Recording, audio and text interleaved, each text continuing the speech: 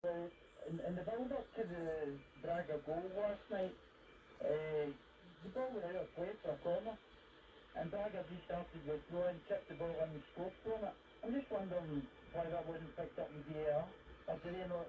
No, that's not something VAR gets involved in. I think the thought is it's already disruptive enough when it gets involved in enough stuff without corners and goal kicks and throw-ins and that sort of stuff. However, I think there was a sort of idea that they might start considering that if a corner, leads to a goal and it was like wrongly awarded, they would. But everybody's already fed up enough, aren't they, of the disruption? Yeah. So it's like, where do you draw the line? I actually don't specifically remember that, but John will watch it closer than me. Yeah, it was a good yard out for a corner. Butland's tried to keep it in his left foot, but it's a yard over the line. It is a corner, but I've had this controversy before. Remember last season at was it Easter Road when we hit the ball? Yeah. And then they're never going to give you a definitive answer because and even that was a goal, so therefore they had to assess whether it was out or not. Once we start pouring over, all we'd have preferred it to be. Some teams would prefer it to be a corner, prefer it to be a throw-in. It's a difficult one, John, but not yet. Maybe one day Val will take those things on board, but it doesn't at the moment. What did you make of it overall? What did I make of it? It was pretty average. There's a good chance here to go and get the 3 points, especially when Braga were down to 10 men. But they just seemed to fall away after that. They didn't take advantage really of the extra man. Is that the worry? Is that the worry that it was nowhere near Rangers' worst performance? In fact, it'd be their best European performance this season because the bar has been low. I accept that. But then once it goes to 10, I don't know if it got worse, did it? Is that too far? It didn't get any better. They didn't really make use of that extra man. I think that would be the worry. But I think the way that Danny Rose set his Rangers team up is not to be vulnerable, especially in Europe. They were giving balls away and getting caught in counter-attacks time and time again. They do look a lot more solid than they had done previously. But you're 1-0 up, team goes down to 10 men. You fully expect Rangers to have players who go and play the threaded passes without making Moore. I don't think we've still not got that player in their side who can show you wee flashes, definitely from a central area anyway, and that's you couple that in the fact that it's a meeting Danilo didn't particularly have good games last night, then it's not going to go and lead to goal scoring opportunities. So for me, final third is a problem for Rangers. I think was it average. I think Rob John used something along those lines, Ross, and it's a point. They're not bottom anymore, but that'll be it. Done arithmetically, maybe not completely 100%, but it's just a long road back. What do you sort of do now? I mean, in Europe there was a guy, I think I remember one of the first calls last night, saying he did still care about it because he just thought being bottom was an embarrassment and just wanted, even if you can't go through, just don't be bottom. What does this leave Danny Rowe and Rangers? Well, I think first of all, whoever the caller was that said it's an embarrassment is spot on. Rangers should not be bottom of the Europa League. In terms of what they do now in European football, it might be a chance just to give certain players who haven't had that sort of experience a little bit of a taste of it, because I don't see them qualifying now.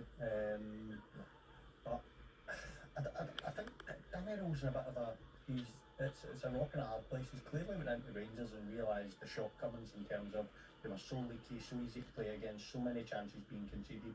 So he's made a conscious effort to try and show them up a bit. And that's fine just now, but sooner or later you're going to have to see signs of them actually being able to create. What is if they can't create nothing right now? Which is what Ludogorets left. What was the other one? Porto away is the final one. There was a third one that I can't remember. Ferencváros. You need to win all 3 probably to have a chance. So it's entirely possible. You never file it under possible but unlikely. I don't think we'll upset anyone with that. Thank you to John on the line. What about you Celtic fans then last night? Oh, as he does best, Hugh Keevins, he wrote you off spectacularly on Wednesday night. And what did you enjoy more, getting vital Europa League points on the board or proving him wrong? Give us a call. We'll look back on that game in Rotterdam when we return. Are you alright to toss a loose about it? Yeah, I'm worried about the Petty.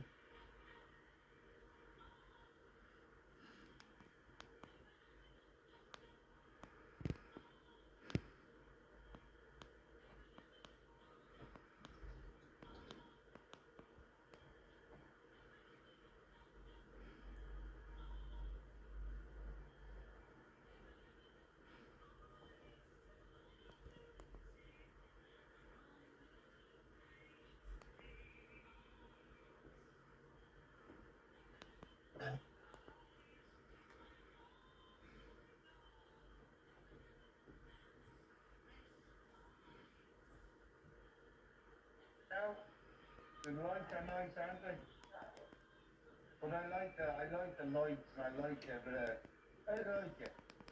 Takes a bit of the depression away. Brighten up the place.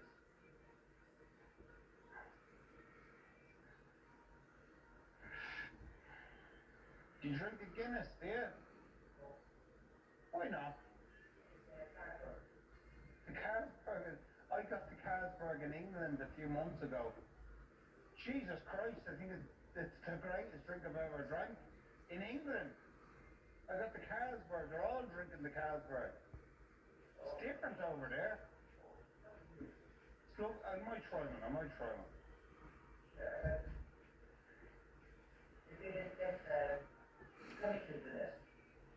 In what?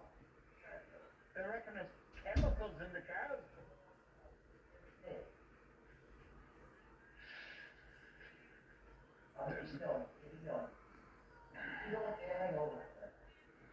If you drank enough of it, you might.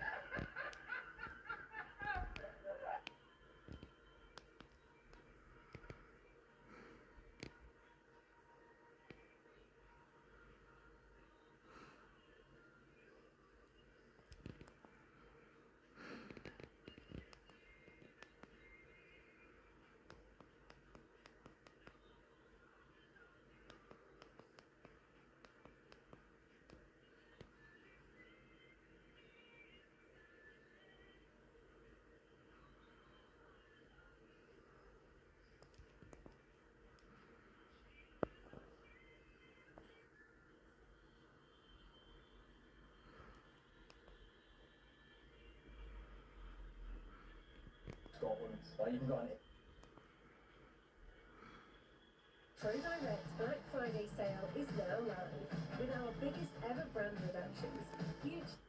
Oh, John Sutton, 87-88, goal after goal after goal, even better than Henry Temple. That's a lie. Gerd Miller, because it's all around up to thinking, and I thought it was a good German man.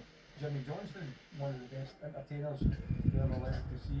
Football's about entertainment, and there was none better than Drinky. Is that how you come on that tricky winner? To Marvin Martin pick if I had remembered to book him for tonight's show. No, I didn't love Simon Boyle.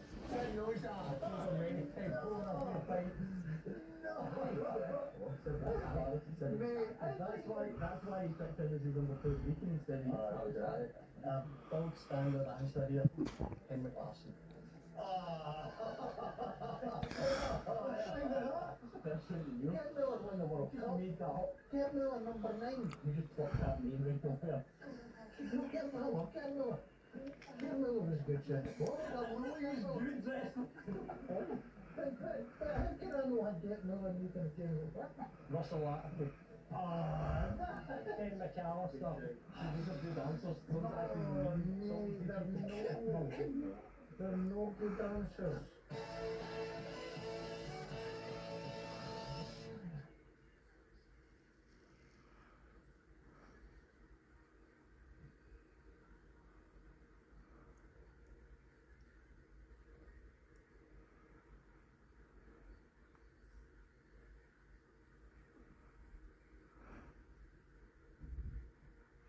When he gets through, Tim Dowell and James Tavernier are just at a car wash.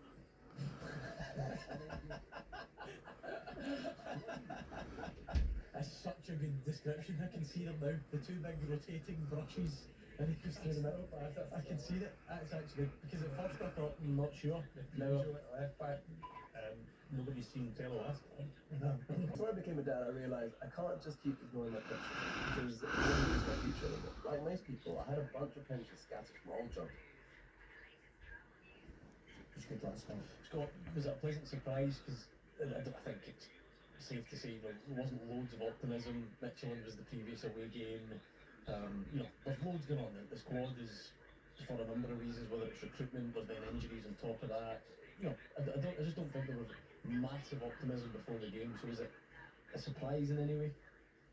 Well, Gordon, I said to my dad yesterday morning, I've got a feeling we're going to get walloped here, go to another little bit of water here. And my dad says, a draw will be good for us, son, but I wouldn't make that surprise, yes. I'm not going to sit here and lie. It was a surprise how they played as well. You know, because we have been playing great over the past couple of months. And I think the Martin O'Neill coming in, he's definitely steadied the ship with Sean Maloney. And he's definitely put belief in a lot of players who probably didn't have belief there. Getting games like Trusty, like Donovan, getting games and things like that. But he's put that belief in them and they're playing. So, there's 3 games to go. We're only needing 4 points. I think it's very, I think we can get there. Yeah, to answer your question, yes, it was kind of surprising, to be honest. No, Scott makes a good point. It's not like just some one-off night. That's a proper result that puts you back in the mix. I'm going to try my best to not ridicule him too much. I know he's not here between now and 8, but a lot of Hugh's theme on Wednesday was give up in Europe. But Celtic went 7 points. So and as Scott's shown the arithmetic there, I was going to say easily progress. It's not going to be easy. But what I mean is they don't need miracles. They just need to get that over the line. So it was a significant result in terms of what the context of the competition. The context of the competition and the growth within the squad, who've been through some difficult periods this season. I think Scott made a great point about Martin O'Neill using the squad. He's gave opportunity to most of the squad to come in big games as well. So that creates a much better harmony. There was, look at Osman comes in, and we've got Fred Kenny's come in, scored goals, but McCown came in last night. Does that say that as well, really, into if we're talking about this being one of Celtic's better performances this season, it was at the front 3 of McCown, Maeda and Yang. See, just on another point, see if Celtic are going to be looking for a right winger in January. I would look no further than right winger. It was a 10-15 minute spell in the second half last night. I couldn't believe what I was watching. Turn out Brian, I don't know.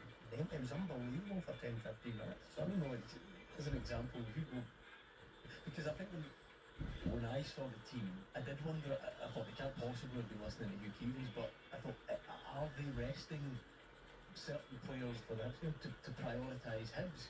And then they put that level of performance in that front 3, because you mentioned the first goal and the third goal. What about the middle one? There's not many players going about that make that happen the way Tyson Maeda does. Yeah, so he obviously presses really well. It's I can't finish from Hattati. Hattati was another one for me who's probably his best game this season. I thought second half against St Mirren as well.